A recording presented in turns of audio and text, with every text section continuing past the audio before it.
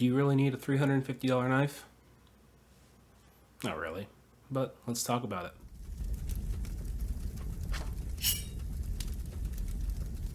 Hey guys, so before we get started, if you can't tell, I'm in my living room again. I've been fighting off a pretty nasty cold for the past few days, and the idea of getting all my equipment set up in my kitchen and doing all that was just really overwhelming, and it was a lot easier just to do it here. So that's why we're in my messy ass living room. Deal with it. But yeah, so today we're going to be looking at... Calm down. But yeah, so today we're going to be looking at a mouthful of a knife, the Zwilling Kramer Euroline Carbon Collection 10-inch chef's knife. So, what is that? Well, it's a nice knife. It's a real nice knife. This knife was actually sent to me by one of my viewers, another viewer who wants to remain anonymous. You guys don't have to stay anonymous. I will shout you out. It's fine if you send me stuff.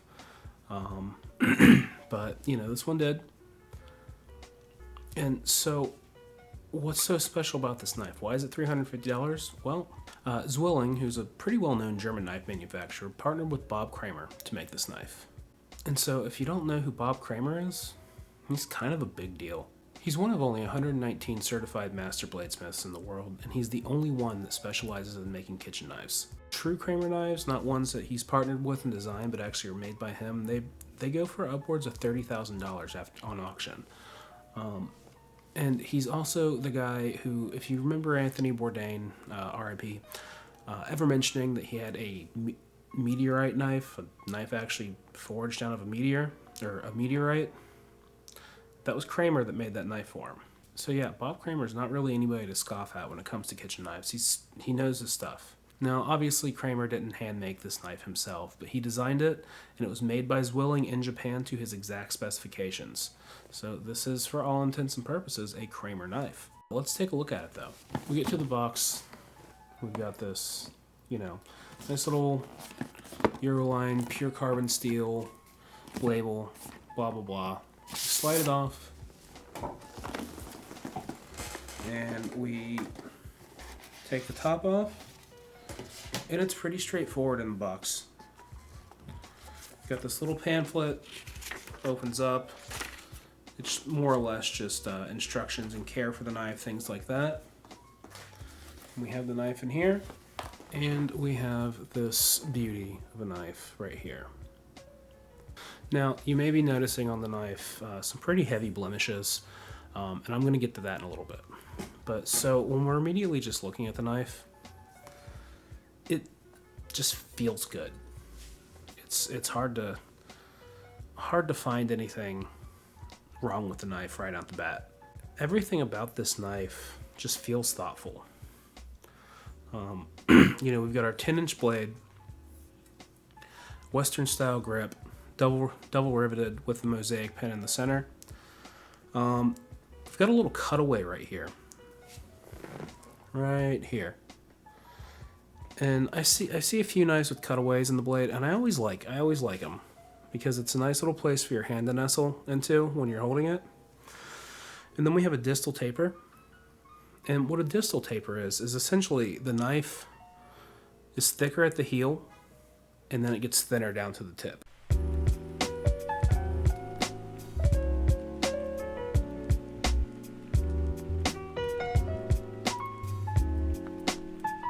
And then, you know, the other thing that I've complained about this a lot with other knives that you've seen me talk about is that the spine of the knives are always like unsanded and rough, and it makes it really uncomfortable. Not only is the spine of this knife smoothed out, it's actually rounded. And what you end up with is something that's really comfortable to hold and isn't gonna push back when you're using it. You're not gonna like feel it bite into your hand like a lot of other knives do. And I really like that. The only complaint that I really have about this knife so far, or really at all, in terms of at least like ergonomics and things like that, the handle's pretty thick. It's really thick actually.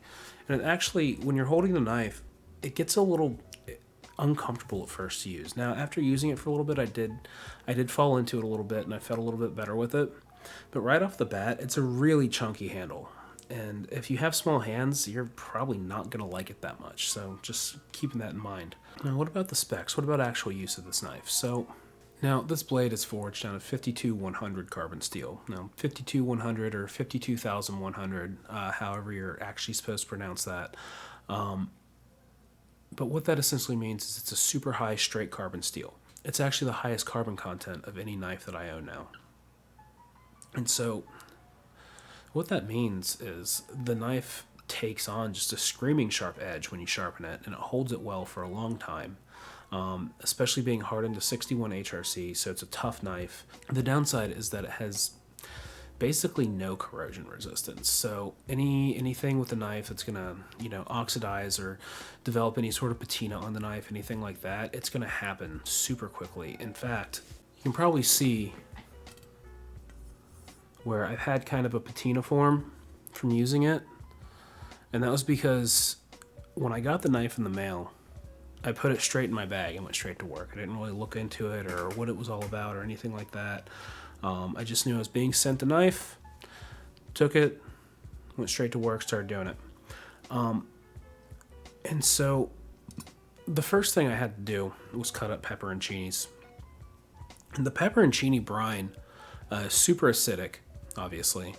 And as that got on the knife and I let it sit there, not realizing what was happening, I immediately, within 15-20 minutes of using this knife, got it all blemished and patinaed, which I don't necessarily dislike.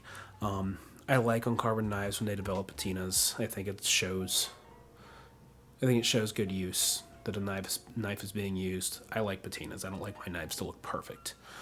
So I like that. I wish that I hadn't have splashed it on there like that and I'd had a little bit of time to more, naturally develop it. But that's not really something that bothers me. Now, that said, if you're somebody who likes to keep their knives, spotless and nice and shiny and all that, then you want to consider putting more care into the knife, wiping it off immediately, things like that, or maybe just not getting a high carbon steel knife. I know this is a super short video.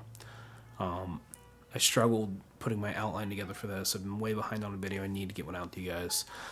You can hear it in my voice probably. I'm just struggling with this cold.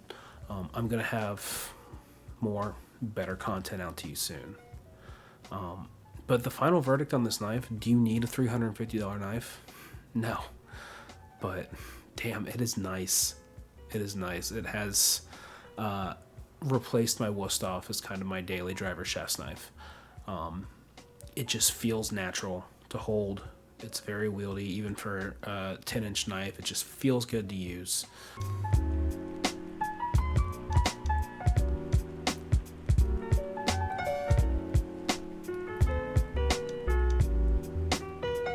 But yeah, so I already know this video sucks, and I'm sorry. But I've been stressing about getting a video out. And so, I don't know, maybe bad content's better than no content. Maybe this isn't bad content. I'm just super, super self-conscious about what I put out. But I've got a ton more ideas planned that as soon as this cold clears up, I'm going to try to just hammer out some really great stuff for you guys. More reviews, more cooking videos, some other little things I'm playing with, things like that. So yeah, as always, those buttons down there, tell YouTube you like me. I do have my Patreon. I do have a P.O. box as well. Actually, now that I'm talking about it, which one of you guys sent me this? Somebody sent me a bottle of hot sauce with no name. There's no name on it from Amazon. The gift receipt just says somebody sent it to me. So if you're watching this video, fess up. And thank you. You guys don't know this about me. I actually have a pretty massive hot sauce collection. I've got, I think, 25-ish bottles of hot sauce in my fridge, something like that. So I'm really excited to try this. You know what? It's Widowmaker hot sauce. I know it's on Hot Ones. I don't know what sauce it is, so let's take a little dab here. Oh, Fuck me.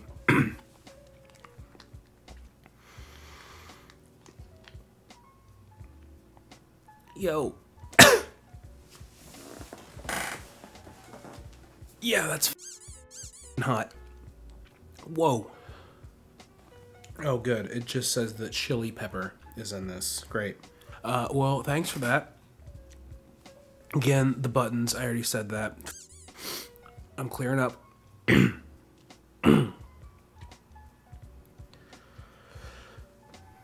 But yeah, P.O. Box down in the description. If you guys want to send me anything, cool stuff, weird stuff, not so cool stuff, I don't know. Whatever you feel like. Throw it in the mail. I'll open it in videos.